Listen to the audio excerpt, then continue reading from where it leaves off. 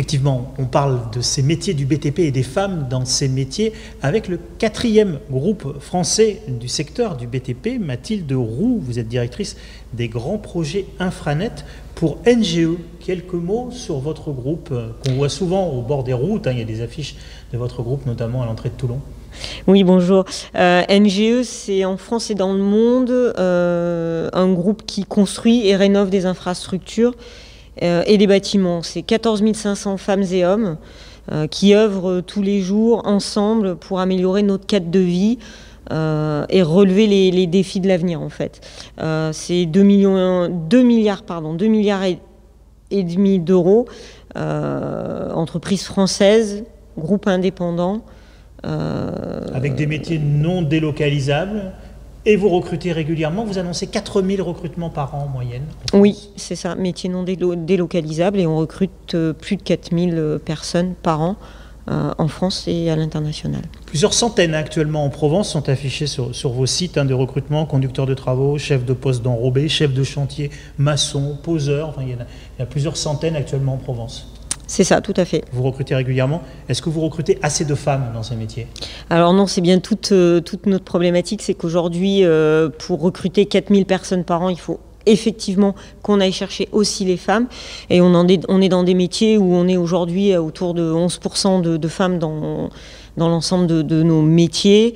Et la volonté du groupe, c'est de féminiser au maximum nos métiers, de féminiser l'encadrement opérationnel de nos chantiers, aussi les équipes qui sont sur le terrain. On a mené plusieurs actions pour cela, et notamment on a constitué un réseau NGE Mixité, donc un réseau de femmes au sein de l'entreprise, pour mener plusieurs actions en parallèle. Alors justement, vous êtes cadre supérieur dans ce groupe où il n'y a finalement pas beaucoup de femmes aussi dans l'encadrement et sur les chantiers. C'est ça. On est plutôt dans les métiers intermédiaires, c'est ce qu'on va dire? Alors on nous retrouve essentiellement dans les métiers, les fonctions support que sont les ressources humaines, la communication. Les femmes sont beaucoup moins présentes sur le terrain en conduite de travaux et en conducteur de pelle par exemple, ou en chauffeur de camion. Et on travaille justement à améliorer la qualité de vie de nos collaboratrices pour les attirer et faire en sorte qu'elles viennent rejoindre nos équipes et construire nos ouvrages ensemble. Donc en fait, il n'y a pas de handicap quand on est une femme, qu'on se présente chez vous pour un recrutement, ou elle est plutôt favorisée, moins favorisée, c'est plutôt... Qu'est-ce qu'on recherchera plus? Alors ce qu'on va rechercher selon les fonctions dans lesquelles on va recruter, on recherche des gens qui ont envie de travailler en équipe, envie de construire des infrastructures qui vont servir, je dirais, l'avenir et qui vont servir tout le monde. On fait des routes, on fait des réseaux, c'est pour tout le monde. On a la fierté de construire nos ouvrages.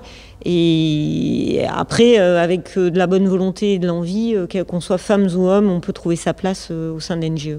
Est-ce que l'organisation même du travail dans vos groupes, des travaux publics et du bâtiment, n'est pas un handicap pour les femmes elles-mêmes? Il faut arriver tôt sur les chantiers, l'organisation est parfois un peu lourde. Non, c'est des organisations, on finit par trouver des modes de fonctionnement. Oui, un chantier, ça démarre tôt, mais ça finit aussi tard, ça peut travailler la nuit. Comme dans d'autres métiers, aujourd'hui, ça existe, et il y a des femmes qui travaillent la nuit ou tôt le matin. Ce qu'il faut, c'est avoir l'envie et aimer ce qu'on fait. Aujourd'hui, on a la chance d'être dans une entreprise où les gens sont fiers de ce qu'ils réalisent, font preuve d'audace, d'innovation aussi. Aujourd'hui, nos métiers se tournent vers l'avenir avec les métiers du numérique. On va aussi développer les métiers liés aux aménagements paysagers. L'objectif étant de donner du sens à ce qu'on fait pour faire des ouvrages qui soient pérennes dans le temps pour tout le monde. Et vous-même, vous participez à la commission de la féminisation des métiers dans les travaux publics. Est-ce qu'il y a une vraie sensibilité de toutes les entreprises du secteur du BTP qui se dit il faut plus de femmes chez nous, parce que les femmes c'est bien d'en avoir, mais aussi parce qu'on a du mal à recruter? Alors, il y a une prise de conscience significative il faut des femmes chez nous.